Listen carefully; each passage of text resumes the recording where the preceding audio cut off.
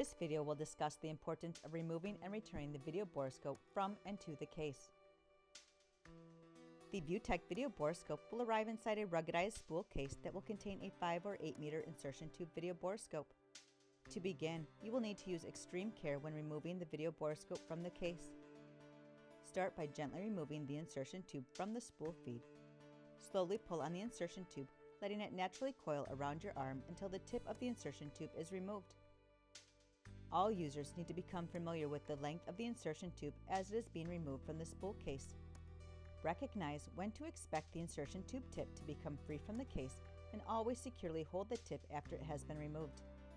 Once the entire insertion tube is removed, with your free hand, remove the base unit by holding the handle and lifting it from the case. If any resistance is ever encountered while removing the insertion tube from the case, or if it feels as though it is stuck, do not yank or pull with force. Instead, repeatedly and gently feed the insertion tube back and forth inside the spool. This should resolve any issues and continue to allow the insertion tube to be removed from the case.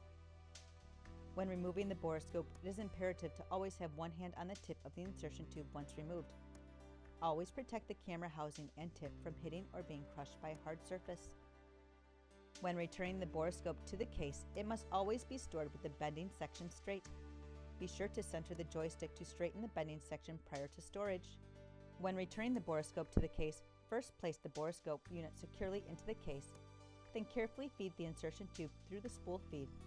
Prior to shutting the case, visually inspect that there are no obstructions and that the base unit and all accessories are resting flush, will not get pinched or damaged when closing.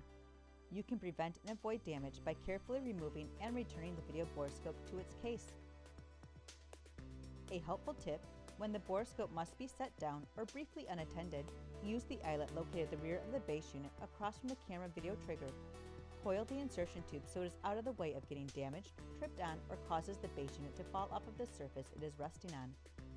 Finally, we strongly recommend that each user reviews the video borescope manual located inside the case. A digital version of the manual is also available on our website, viewtech.com.